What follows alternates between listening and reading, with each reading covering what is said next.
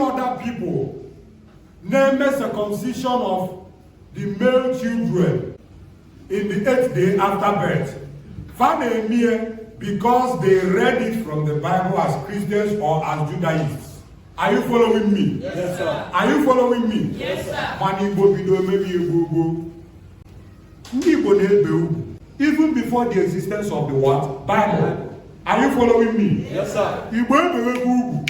Mama, when they want anything about the Bible, nobody taught them. Ndocha ka be hona na Igbo. Mana ndị Igbo na-eme gịnị?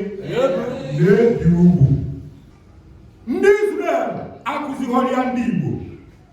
As a matter of fact, Igbo esiro n'Israel. Una na n'okwu? Yes, sir. Kama Israel si n'Igbo.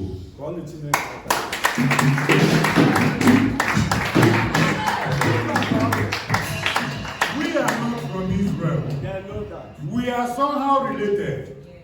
But we started existing almost 1 million years before and when anything like Israel. Are you following me? Yes, sir. Before the existence of the Israelites in this world, the Igbo race had boon or have boon. We didn't learn it from them. Rather, they learned it from us. Yes, they started doing it. As their own what? Tradition. What they only did was to write about us in their own Aramaic language. I am going to explain further. Shout hallelujah. Hallelujah. Shout hallelujah. Hallelujah. The Igbo race were a very special race unto the Most High. The Most High Chukwu. So many things, so many people are mahal. Shout hallelujah. Hallelujah. Igbo race. So now, what is it? Chineke megeni. So now this is it. And I mean now, can you sing I zero from Israel? Rather, Israel see from us. And I mean now, the Almighty raised a particular tribe, on a tribe to write about the Igbo tribe. Igbo tribe. Because anywhere I get there, any Igbo man, the history of the Igbos or the beginning of the Igbos. And I mean on a net or thereby making mockery of the Igbo race. Okay? And the Onya they different from Ionia. The Onya they different from Ionia and Kozode. Okay? Mana every other tribe they know. Can easily quote for you or tell you how they started. And I mean, they have their histories. Gabo Budoni no one way history. Mananti, there is no place about saying this is the common history of the Igbo man. Man, the Almighty raised a particular people to write about the Igbo race. I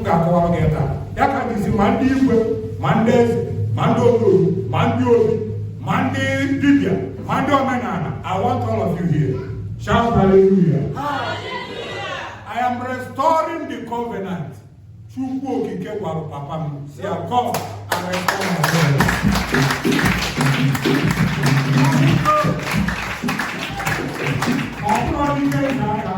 I am also restoring the Igbo race. Okay? Because they don't have everywhere.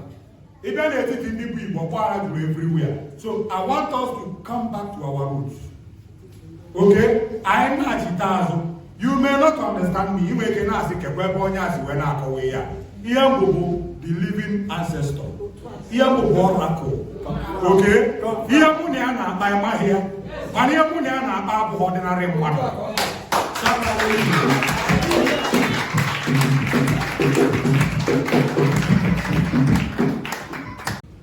I don't know what he and Danny and now what a woman I need. Singing. No one on top of any Igbo when they near. None any other people na-eme based on Nafabu Christians or the Judaism. Makana ha kotara ya na akwụkwọ iwu nke onye nke Chukwu okike. Mana ndị Igbo na-eme all those things or part of them bụrụ ejiromara ha. Even when the Bible aka adịrọ in existence, the Almighty raised the Israelites to write about the Igbos. Apart from some part of the one you know as the New Testament, everything in this Bible, especially the Torah and the prophets, but about the Igbos. Take it or you leave it. In Ghana Leviticus, everything Chukwu okike na-enyiwu ebe a, compare with ejiromarụ ndị Igbo omenala Igbo. Ije n'akwụkwọ iwu, asking apart from the one you know, some part of the one you know as the New Testament. Ihe niile mere ebe a, especially nke dị n'akwụkwọ iwu ma ọ n'akwụkwọ ndị amụma bụ all about the Igbos. The Igbos and the core of this book are inseparable. Are you following me? Yes, sir. They are inseparable. You cannot separate the Igbo from the Bible. And you cannot separate the Bible, the writings, the main writings of the Bible, especially the law and the prophet, from the Igbo race. Shout hallelujah. Hallelujah. Yakoji, Atomochi, Manfu, some people now have ndị Igbo, ha kunye ha na-akọcha Bible. Yes, the Bible is about the Igbos. Check your omenala niile ndị Igbo na-eme. Then jee na Bible, ị ga-afụ exactly the way ọ kwesịrị ime gịnị. Ihe m ga-agwado gị bụ na enwe some infiltrations, some transliterations, okay, some errors adịwa n'ikpeazụ. Owe na clash, okay, na adịka na-enwe aghọtachaghị. Mana with what I have told you today, I urge you as nwa dibia, go and get one Bible. Ịchọ inwetie na ndị ochie ama mgbe gboo Bible Igbo. Jee chọọ nke mgbe gboo ama were jee chọọ ofu ezigbote ebe, dobere ofu ezigbote Igbo, dobe Bible ebe ama. N'iru ọgwụ gị ahụ ị na-eme ihe dibia, chọọ ofu agba Bible mee gịnị, dobe ebe ahụ.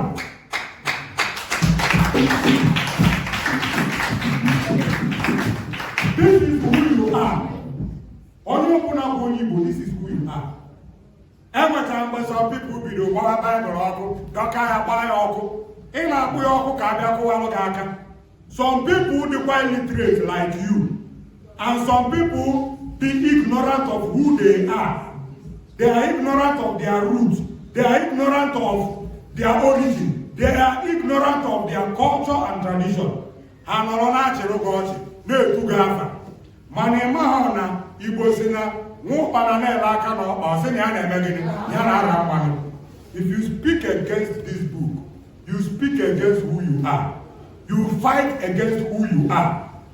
So iburu igwe n'ala Igbo, iburu eze n'ala Igbo, iburu onye na-ekpe okpukpe omenala n'ala Igbo, jee chọọ Baịbụl mgbe ochie maka na mgbe na-abịa Baịbụl a ga-akụ ụkọ. I urge you, I recommend you, go and get one Bible of the oldest the oldest version. Jee were ya chọọ ebe mara mma, chọọ ezigbote tebụl mara mma gwara ya, chọọ ezigbote akwa kwubie. Irugide agwụ gị onwe ebe ọ ga-abụ olu ọgbakọ ije consult the Bible. Wee mara ihe bụ iwu, mara ihe bụ omenala, ime mistake na ya kpatara agwụ ị na-arụ ji ebe akọ.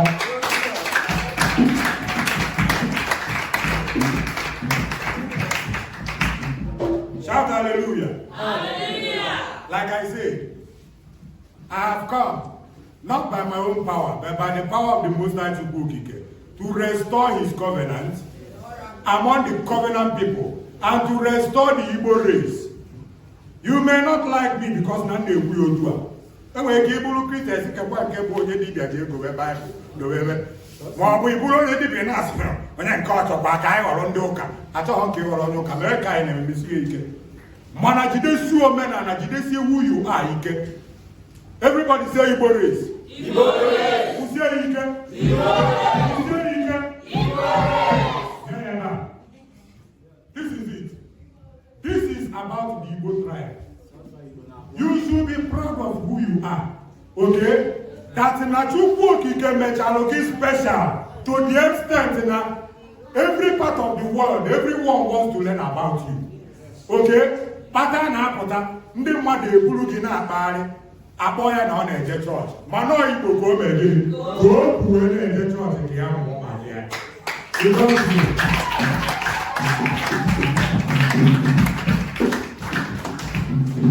Ịkatọzi na isizi na ndị ọcha mee nke a ka e wee lafuo gị ndị ọcha na-eme ka e wee lafuo gị when it is not even their own tradition. Onwere tradition ndị China dị na Bible a? Tell me, onwere tradition or culture ndị America dị na Bible a? Enwere culture? Enwere tradition of ndị Britain ma ọ bụ ndị Germany dị n'ebe a ma ndị France enwere ma ndị Italy enwere. Everything here, they know that we have the best tradition and it was written as commanded by the Most High, Chukwu Okike. The Most High, ndị Israel na-akpịa Yahweh ọkpịa, Yahweh ọkpịa, Yod Hewa ọkpịa, ehihie asha ehihie. Ihe ọ bụ na Baịbụl Chukwu Okike. Ị na-anụ okwu? Ị na-anụ ihe na-agwa gị? Ọ ife ọ bụ na Baịbụl. Shout hallelujah.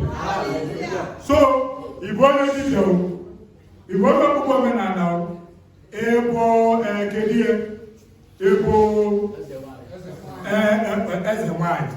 Maka ndị Igbo anabatakwuzigo eze nwanyị ka ọ bụrụ part of them. Mana ha ncha so n'ihe na-aghasa ihe n'ala Igbo. Mgbe nwaanyị si na ya bụ eze nwanyị bidozie gọwa ọjị, bidozie tụwa nzu, ahụ ka o mere gịnị? Okay? Nke ọ bụ na Igbo mana Igbo onye Igbo. Okay? Peter Tosh si wherever you come from, as long as you're a black man, you are an African. Up here? Yes. Onye Igbo, ihe ọzọ gwara gị na-eme as far as any Igbo onye Igbo je were the Bible.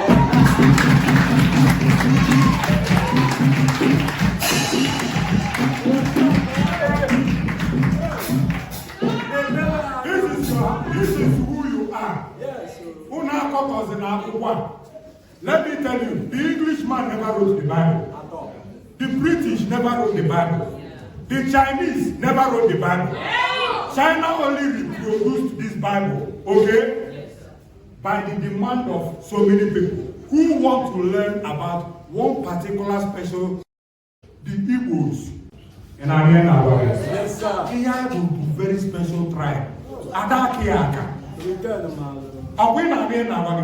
Many people, many wise people and learned people in this world know that Igbos, they're very special. And not Chukwu Okike like I is special. So, Igbo onye Igbo, Igbo onye Israel.